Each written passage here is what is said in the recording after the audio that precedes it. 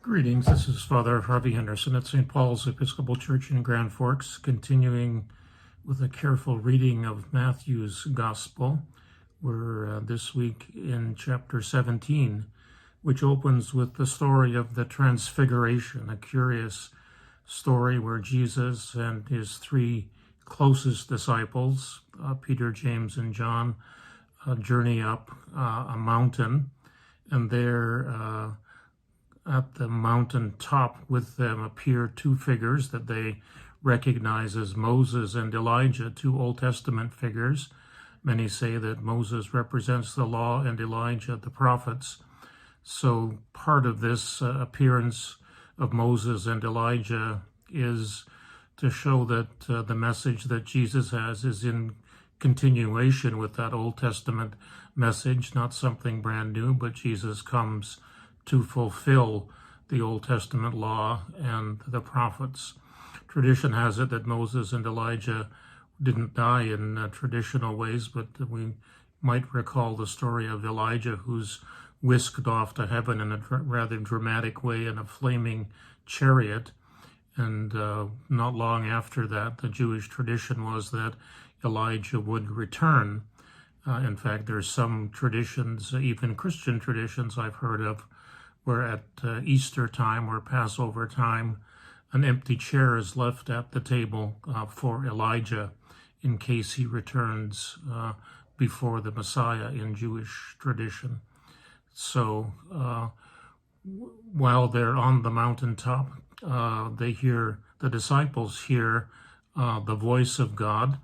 This story parallels in that sense the baptism of Jesus, where then we too heard the voice of God as Jesus comes up out of the water. This is my Son, the Beloved. Listen to him. And here in the Transfiguration story, similarly, the voice of God says, this is my Son, the Beloved, obey him. And he's speaking to the disciples specifically in these cases. The voice comes from the cloud, and this cloud is the symbol of the presence of God throughout the Old Testament that follows the people on their wilderness journey. And the Jewish term for this is the Shekinah, the glory of God appears in the cloud, because there is this prohibition against ever seeing the face of God. So God appears in this cloud, and out of the cloud then is the voice to the disciples. Moses and Elijah then disappear. Peter responds, as he often does in many of the gospel stories, saying that this is a great thing and we ought to build three booths or tabernacles is what the word actually means, to commemorate this tremendous occasion. In our Episcopal tradition, we might put brass plaques there on the mountain to say that Moses and Elijah and Jesus appeared here. Jesus then, on his way down the mountain, reminds the disciples not to share this news yet. The time's not ready. He doesn't want to be revealed as the Messiah to those around him. Professor Wright, in his little commentary that I've been using here, it's a 2-volume commentary really written for lay people. It's not overly technical, but makes an interesting parallel between Jesus here on the mountain of Transfiguration and his crucifixion. Here he's shrouded in glory. At the crucifixion, he's shrouded with shame. Here his clothes appear dazzling white, and in the crucifixion scene, he's stripped near naked as he hangs on the cross. Moses and Elijah surround him at this Transfiguration story. We know that the two criminals were crucified, one on either side. Here in the Transfiguration, there's a bright cloud. Darkness comes over the land at the time of the crucifixion. Peter here, who's full of enthusiasm, wanting to mark the occasion, is the one, you may recall, who at the trial of Jesus proclaims that he doesn't know him. And in the Transfiguration, it's the voice of God which proclaims, "This is my son." At the crucifixion, it's a Roman soldier who says at the time that Jesus breathes his last, "Truly this was the Son of God."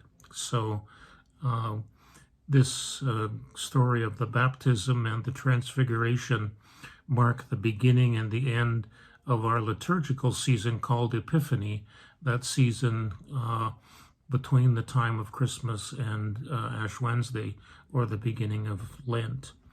So there are questions then that the disciples have after this in the following verses about Elijah, and if Jesus is the Messiah, they're wondering why then isn't Elijah coming to prepare the way. We read this in the prophet Malachi, that Elijah will come to herald the coming of the Messiah. And Jesus says to them, well, Elijah did come, you didn't recognize him. John the Baptist was Elijah. But once again, the disciples were looking for perhaps the flaming chariot to return and some kind of announcement of war on the Romans and restoration of the kingdom in a violent kind of way. But John the Baptist comes as a wilderness preacher, preparing people through the waters of baptism, and the disciples don't recognize him in that role, in the same way that they are having a hard time recognizing and understanding what Jesus means when he says that he must suffer and die and on the third day be raised from the dead. At the end of these questions, here in the middle of chapter 17, we get that second of three predictions that Jesus makes about that. So the appearance of John the Baptist as Elijah, when the disciples look back and see what he did and what he said, then they can understand. Hindsight is, as we like to say, 20/20 in this particular case. So they were looking for the wrong kind of prophet to prepare the way for the Messiah. John the Baptist was the new Elijah. This story about faith sometimes can be misinterpreted. I've counseled many people over the years who say that if only they had more faith, their loved ones wouldn't have died tragically in a car accident or from cancer or some other tragedy that has befallen them if they were more faithful. This is not what Jesus is talking about here in this particular case. The disciples cannot heal the man in the story. Jesus is away, and even though Jesus has commissioned them earlier on in the gospel to heal the sick, to raise the dead, to cast out the demons, now after Jesus is up on the mountain for a few days, the disciples are there on their own. So suddenly the task becomes more difficult, and he tries to encourage them. You can see a little bit of the frustration perhaps too in the voice of Jesus as he is encouraging his disciples to have faith, even at the end of the little section of chapter 17, that these kinds of demons are only cast out by prayer and fasting, a particular religious practice common at the time of Jesus. So he does want to encourage them to be faithful, to believe in God and not to rely on their own authority, is perhaps what he's saying in terms of healing the sick and casting out the demons. They can't do it on their own. They can only do it with God's help, as we so often like to say in our baptismal promises, for example, that we will continue in the apostles' teaching and fellowship, for example, and the response is yes, we will, with God's help, recognizing that as human beings we're not able to do these things on our own, but only through our faith in God that's necessary for these. So he's not criticizing those of us who don't always seem to get what we pray for, that our faith is not strong enough, and if only we had stronger faith, we could move the mountain from one place to the other. A clear example of Matthew's hyperbole or exaggeration in the gospel story. I also want to point out here the parallels that we see throughout Matthew's gospel between Jesus and Moses. It's clear that Jesus, in Matthew's eyes, is the new Moses, the new lawgiver, the new voice of God.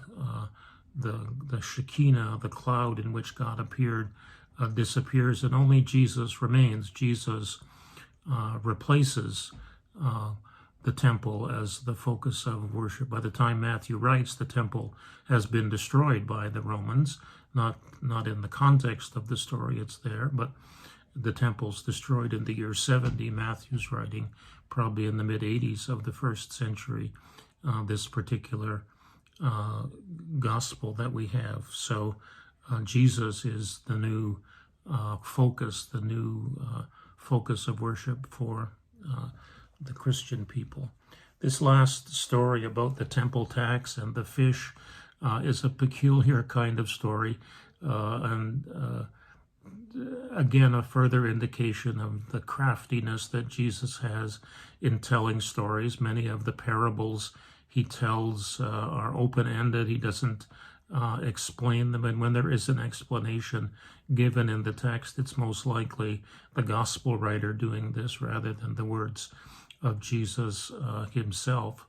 So we don't know at the end of chapter 17 whether the disciples go and catch the fish and get the coins to pay the temple tax.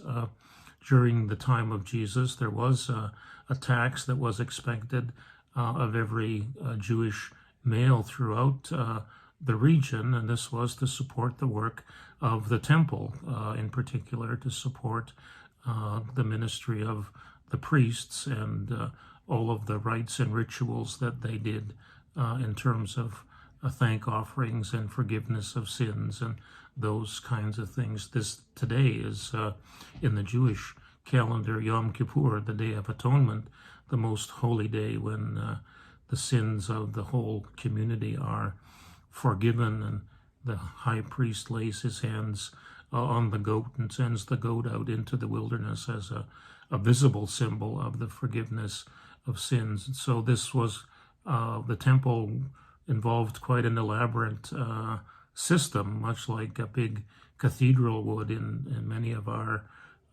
cities, and so the tax was necessary. Even after the temple was destroyed, the Romans continued to tax folks to pay for the support of their temples that replaced the Jewish temple in Jerusalem. So we see Jesus at his best being what he urged his disciples earlier on to be wise like serpents as they go about their ministry. He doesn't want to draw attention to himself just yet. So again, this Transfiguration story, the second time in the Gospels that we hear directly the voice of God from the cloud. This is my son, my beloved, obey him. Here is the emphasis on the disciples, not just listen to him, but actually obey what he has to say. And here, as in other places, the disciples are not quite understanding this, and we have to have some sympathy for them from their perspective in the story. We know the end of the story. We're the Easter people.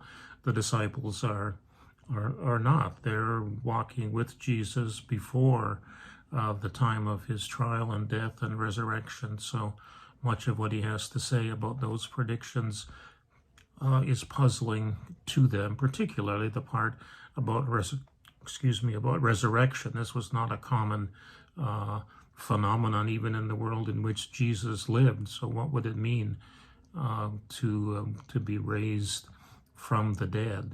Jesus comes to us as the servant king again, and not as the not as the warrior king that they were expecting, just like John the Baptist came in his kind of way, not in any kind of warlike way, to predict the coming of this Messiah. So there's chapter 17. Enjoy. We'll continue next week with Matthew chapter 18. Be well. God bless.